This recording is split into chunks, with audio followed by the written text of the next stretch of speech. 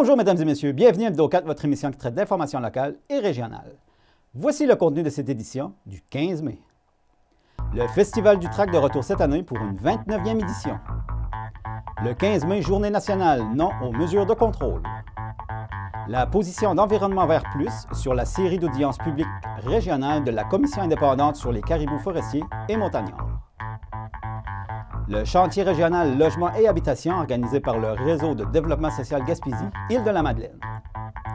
Et une vidéo sur le développement social réalisée par le Réseau de développement social Rocher-Percé.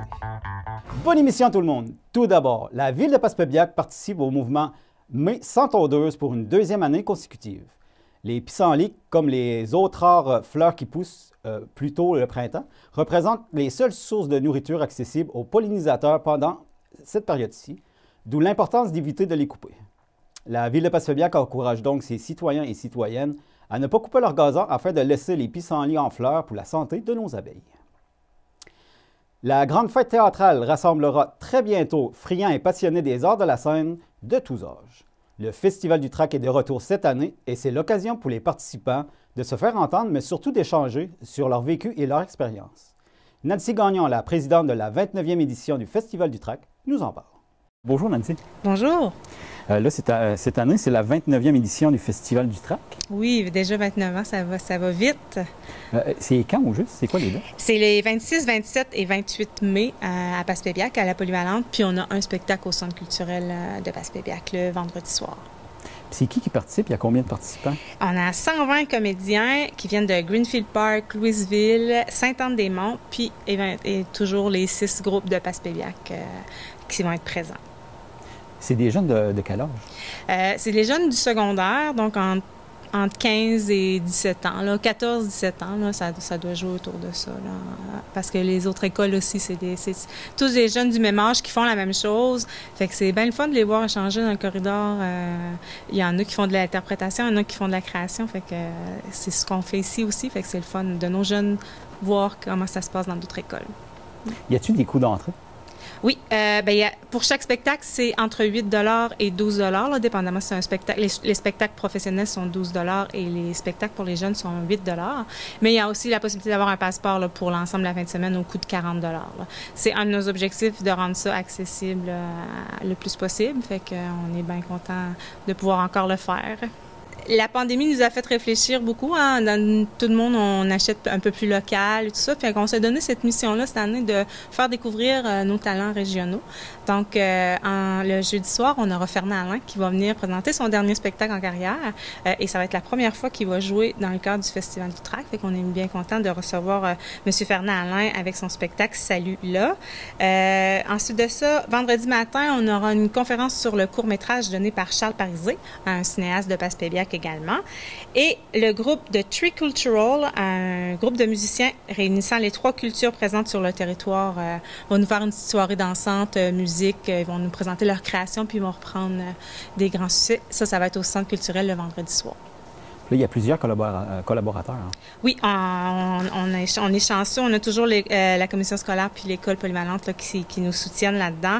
Hydro-Québec, qui est un commanditaire majeur, la ville de Passepébiac, les Moussaillons et les caisses des jardins là, qui nous aident beaucoup. Puis d'autres donateurs, là, c'est un peu long à nommer, mais il y a beaucoup de gens qui croient en nous.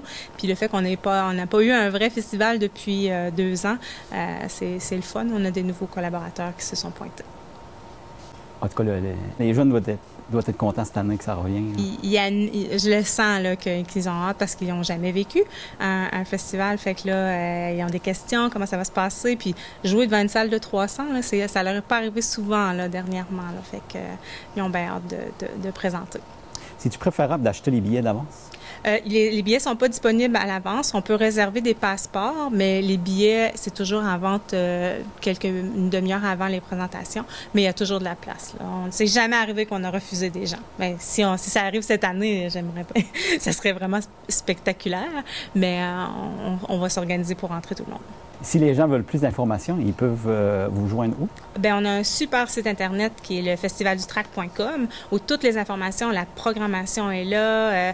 Il y a des photos, et même si vous voulez voir les affiches, il y a un beau dossier affiches. Là. Cette année, on a une affiche qui a été faite par Michael Gagnon. Donc, si vous voulez aller voir, là, tout est là sur festivaldutrac.com. Alors, je vous invite à venir au festival cette année, les 26, 27 et 28 mai à Passepébiac. Monsieur Laplante, j'aurais des questions à vous poser. Avez-vous un moment à m'accorder? Oh non, pas encore rien. Bon.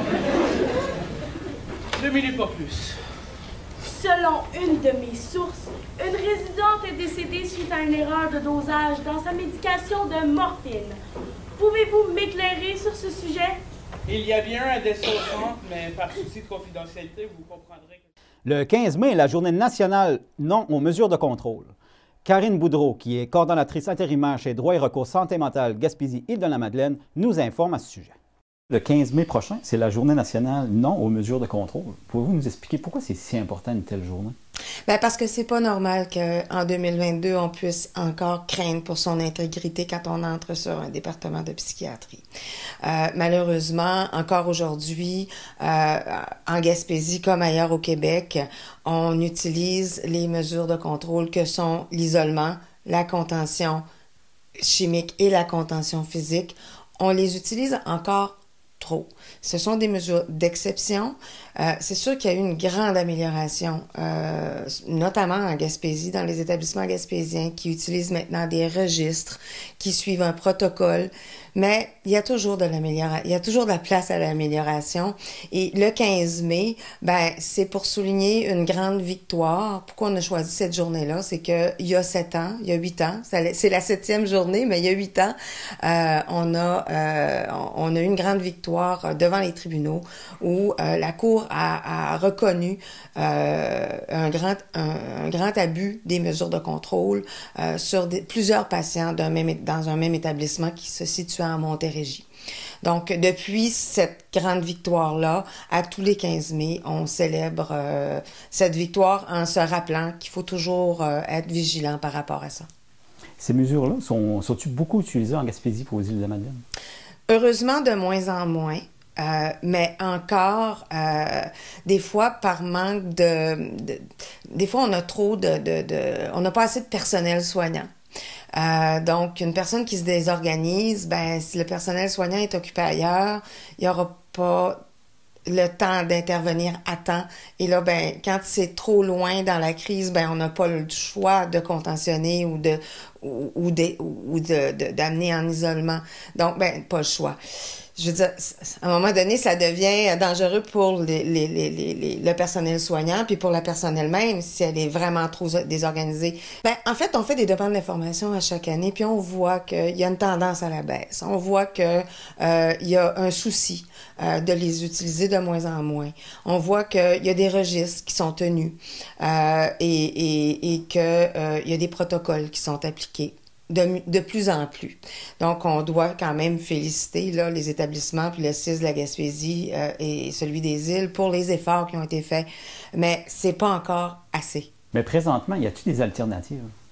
Oui, justement, quand on parle qu'on pourrait diminuer encore plus, c'est qu'il y a des moyens, des façons de faire qui ont fait leurs preuves à travers le Québec, à travers le monde, et qui fait que en agissant en amont, en donnant un environnement plus clément, la couleur sur les murs, des images calmantes, des intervenants sociaux qui vont être en appui à l'équipe de soins et qui vont être à l'affût d'un début de désorganisation, d'un début de crise et qui va pouvoir intervenir, d'avoir accès à une salle de musique, une salle de gym. Donc, c'est toutes des choses, ça, qui peuvent permettre aux gens de s'occuper, de se défouler ou de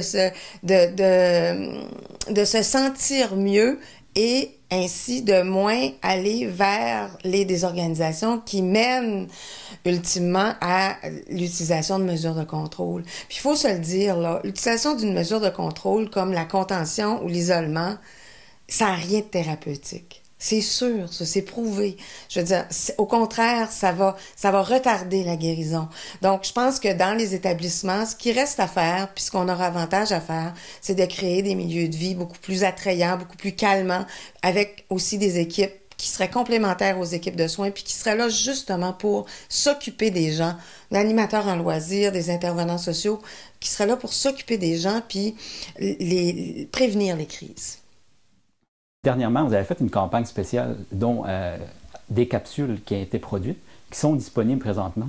Oui, c'est un beau projet pré-pandémique. On avait commencé à faire des entrevues avec les membres de notre conseil d'administration, nos employés, avant la pandémie. Puis quand on a voulu finir le tournage avec des gens de l'extérieur, ça s'est arrêté. Puis là, on a enfin pu terminer le projet. Et c'est 14 capsules vidéo qui sont destinées à présenter l'organisme, mais à travers le regard de différentes personnes, soit qui ont eu recours à nos services dans le passé ou qui ont été des alliés, même de la première heure. On a entre autres Diane Boutillier, la ministre du Revenu, qui nous parle du temps où elle était travailleuse sociale quand Droit et recours a été mis sur pied. Et son mari qui était psychiatre, Dr Saint-Hilaire. Donc, on a aussi Alexis Deschênes qui est avocat de l'aide juridique. On a 2 personnes qui ont fait appel à nos services récemment. On a des membres du conseil d'administration. Donc, tous ces gens-là nous disent ou nous parlent de droit et recours en leurs mots, puis selon leur expérience. Et les 14 capsules qui ont été diffusées, une à la fois sur la page Facebook pour toute la semaine de la santé mentale et jusqu'au 15 mai, ben, elles vont être disponibles sur notre site Internet à partir du 16 mai. D'accord. Y a-t-il des nouveautés qui s'en viennent prochainement? Oui, ben chez Droit et recours, là, depuis presque 2 ans, mais à cause de la pandémie, ça n'a pas levé comme on aurait voulu. Il y a la structure représentation qui fait son apparition dans la baie des Chaleurs comme un projet pilote. Mais là, on vient d'avoir le financement pour développer le projet à la grandeur de la Gaspésie. On a une nouvelle chargée de projet qui va partir à la recherche de personnes qui sont des gens utilisateurs de services en santé mentale ou qui sont des gens qui ont eu de la vulnérabilité économique et qui veulent faire partie de la solution en siégeant sur des comités où il y a des décisions qui se prennent par rapport aux services qui leur sont dédiés. Donc, faut surveiller leur représentation va se promener un peu partout en Gaspésie dans la prochaine année pour recruter des gens pour développer la parole collective en Gaspésie. Une commission indépendante sur les caribous forestiers et montagnards a entamé ce printemps une série d'audiences publiques régionales afin de connaître l'opinion des participants et participantes sur 2 scénarios théoriques de gestion adaptés à l'habitat du caribou. Pascal Bergeron, porte-parole d'Environnement Vert Plus, nous donne son point de vue sur le sujet. Une consultation publique qui avait été organisée par le gouvernement sur la situation des caribous au Québec. Oui. Pouvez-vous nous résumer un petit peu qu'est-ce qui en sort de cette rencontre? Qu'est-ce que vous retenez de cette rencontre? Plusieurs choses. La manifestation, il y avait plusieurs centaines de personnes sur place mobilisées pour la survie de notre espèce emblématique. Et c'était très significatif comme rassemblement. La quasi-totalité des intervenants qui sont venus autour de la table à la commission, qui sont venus parler à la commission, ont exprimé un point de vue en faveur de la sauvegarde de l'habitat puis de la sauvegarde de l'espèce.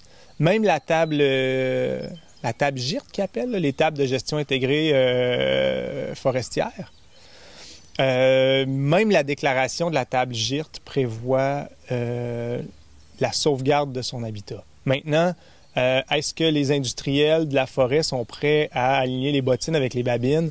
Ce bout-là n'est pas très clair, mais il y avait 2 représentants de l'industrie, le groupe forestier coopératif de Sainte-Anne-des-Monts et il y avait le vice-président de GDS aussi qui était sur place.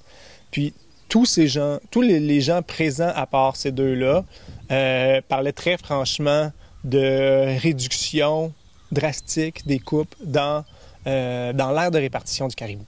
Serge Couturier, qui est biologiste spécialiste de la question du caribou, qui est venu nous expliquer en fait que on prétend faire une analyse économique de la sauvegarde de son habitat, combien ça va coûter en termes de perte d'emploi, combien ça va coûter en termes de perte de revenus pour les usines. On prétend faire une analyse économique comme celle-là, mais il y a une variable qu'on n'a pas du tout internalisée dans le calcul, c'est tous les impacts néfastes sur l'environnement de cette industrie-là.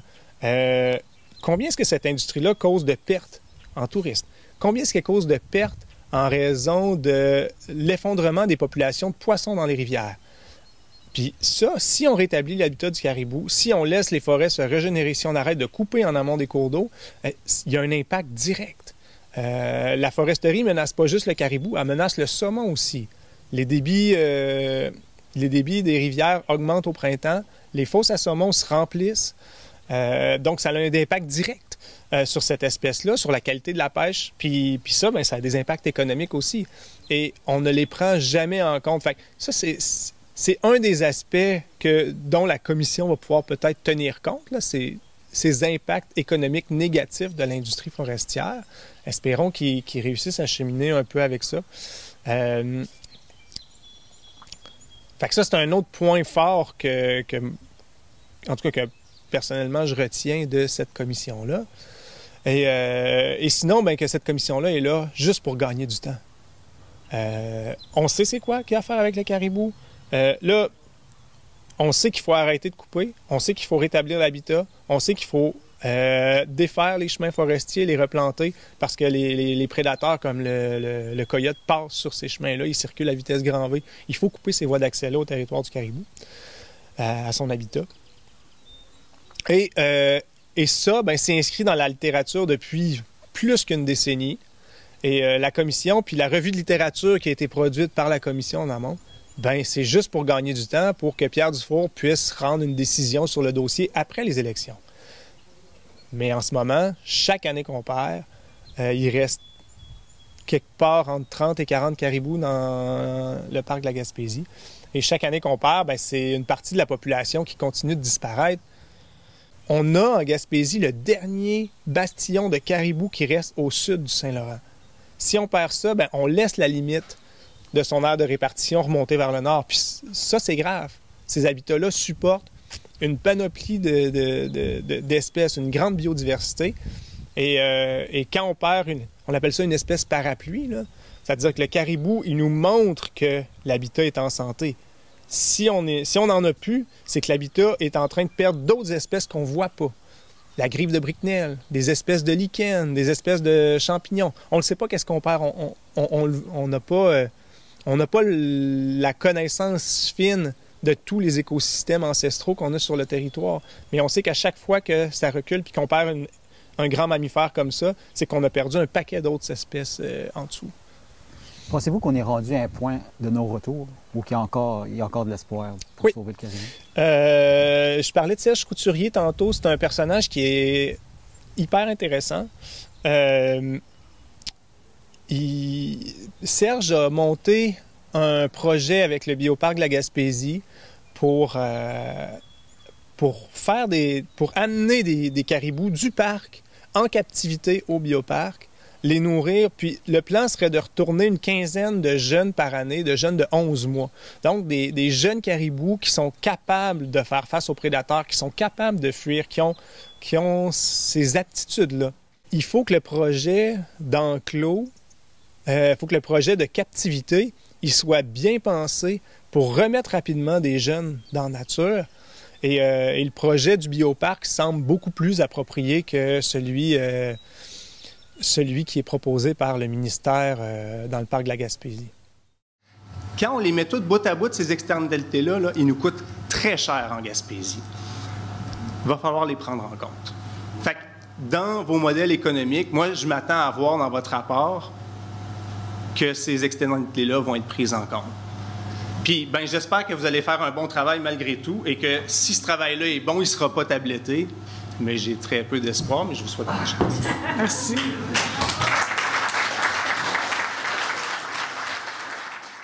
Vous pouvez d'ailleurs visionner les audiences toujours disponibles sur le site Internet de la Commission indépendante sur les caribous forestiers et montagnards.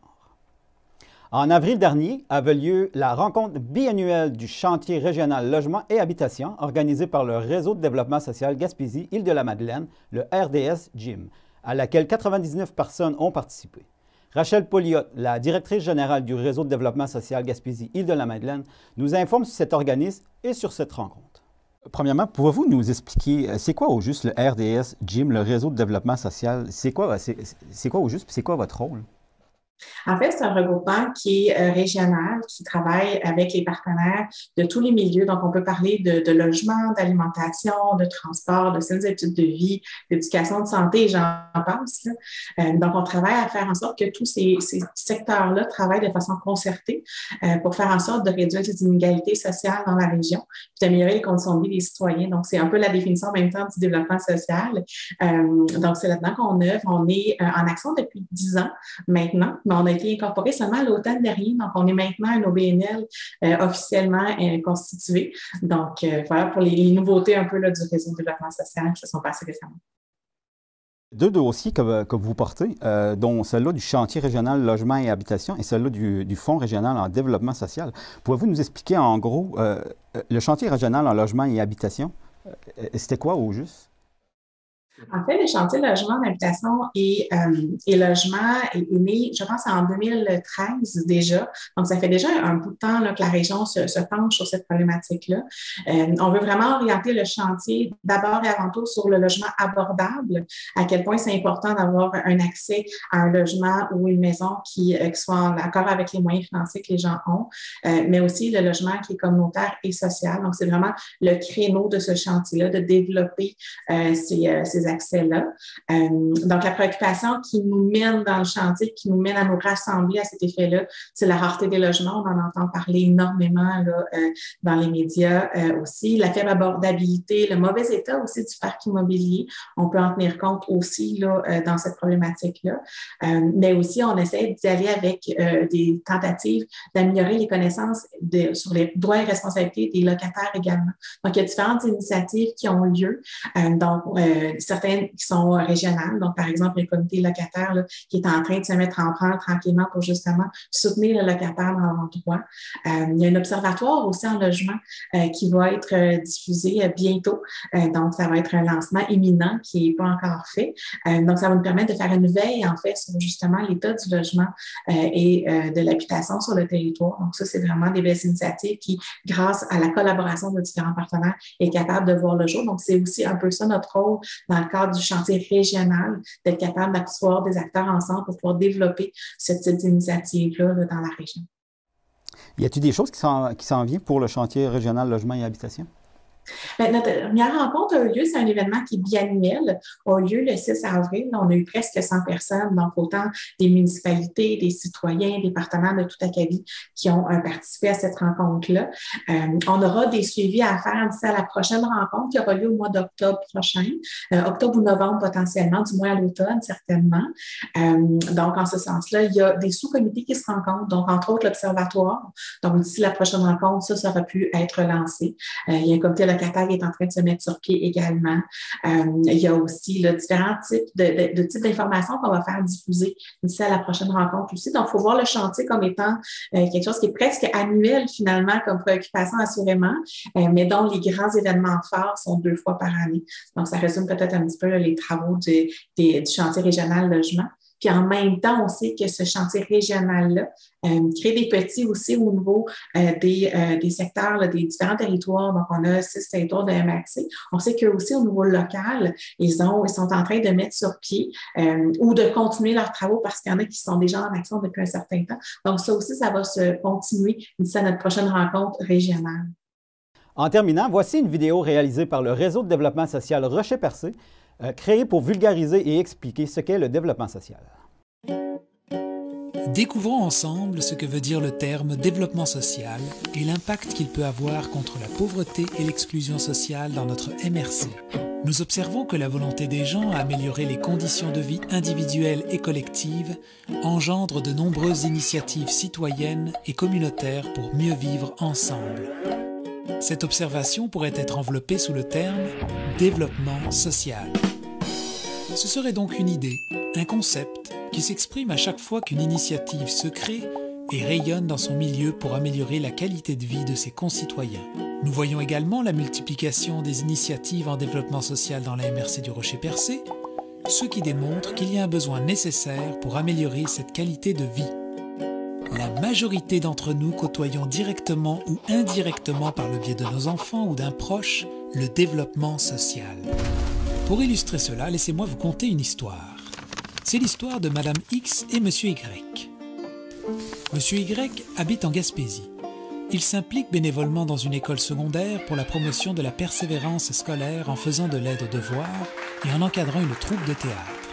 Madame X, ayant participé à un séjour exploratoire, est charmée par la région. Elle décide donc de s'installer dans la MRC du Rocher-Percé. Elle fait alors appel aux services destinés aux nouveaux arrivants qui lui offrent un support dans sa recherche de logement et dans le développement de son réseau social à travers différentes activités. Et justement, c'est lors d'une activité de cuisine collective que Madame X et Monsieur Y se rencontrent et tombent amoureux. Nous passerons les détails, mais voilà que 9 mois plus tard, le petit XY vient au monde. Afin d'être accompagnés dans leur nouvelle parentalité, Madame X et Monsieur Y s'inscrivent aux ateliers parents-enfants. Par souci écologique et économique, ils achètent les vêtements du petit XY à la friperie de leur village. L'enfant grandit. Chaque semaine, il a l'occasion d'aller à la joujouthèque emprunter de nouveaux jeux et rencontrer d'autres enfants. Maintenant, XY fréquente l'école de son village. Il a l'opportunité de développer son sens entrepreneurial et son attachement à sa région. C'est plus tard, en apprenant les saines habitudes de vie grâce aux ateliers des ados cuistots, qu'il décidera de devenir chef cuisinier et de faire découvrir la bonne cuisine du terroir gaspésien. Ce court passage de vie démontre comment ces 3 individus peuvent à un moment ou à un autre profiter des initiatives locales et participer à des actions proposées par des dizaines d'organismes sur notre territoire. À l'origine de ces initiatives locales, il y a tout d'abord des besoins. Pour le comprendre, tirons un bref portrait de la région à partir de quelques données socio-économiques. Une des MRC les plus pauvres du Québec, perte migratoire, fort taux de décrochage scolaire, population vieillissante, baisse des services de proximité, mais un grand nombre de citoyens impliqués, créatifs, ayant à cœur le rayonnement de leur milieu de vie. Donc, d'un côté, les données confirment que les besoins sont là, et de l'autre, le nombre d'initiatives présentes sur le territoire démontre des actions concrètes qui touchent les individus, les familles et la communauté pour combler ces besoins. Le développement social a donc pour rôle d'améliorer les conditions de vie de sa population en répondant à ses besoins à travers l'initiative et l'implication citoyenne. Cela touche des thèmes aussi variés que l'alimentation, la démographie, la famille. Pour que ce concept puisse se réaliser, il faut que ces acteurs travaillent ensemble et se mobilisent autour de valeurs et missions partagées. Mais qui sont ces acteurs? Ce sont ces hommes et ces femmes qui, dans le milieu, ont pour objectif commun, devinez quoi? Le développement social. Ils ont décidé de se regrouper d'une façon non hiérarchique et démocratique, c'est-à-dire l'échange plutôt que la contrainte et le réseautage plutôt que le chapeautage. N'est-ce pas merveilleux? On comprend mieux pourquoi Madame X a eu le coup de cœur. Donc, si ce regroupement d'acteurs tient ses objectifs, cela favorisera et supportera les actions et les initiatives du milieu qui vont dans le sens du développement social. L'information sera partagée et les ressources pourront être mises en commun. Un organisme sera au courant des services offerts par d'autres et pourra les faire connaître et pourquoi pas participer ensemble à des initiatives futures. Bref, les retombées positives dans la communauté sont incontestables. Nous avons une amélioration des conditions de vie et un épanouissement des individus. Monsieur Y, Madame X et le petit XY ne peuvent que se réjouir du potentiel de leur communauté à leur apporter soutien et aide, ainsi que la possibilité pour eux de participer à l'élaboration de ces initiatives par le bénévolat et l'implication citoyenne. Voilà comment l'ensemble des acteurs accompagne et aiguille les actions et les initiatives du milieu pour faire de notre MRC un endroit dynamique où il fait bon vivre. Un endroit où nous tous et toutes aurons des moyens pour nous rencontrer, pour partager nos intérêts et nos valeurs, ou tout simplement pour découvrir notre belle communauté dans la forme la plus humaine qui soit. Le tout pour lutter contre la pauvreté et l'exclusion sociale. Voilà le reflet du développement social.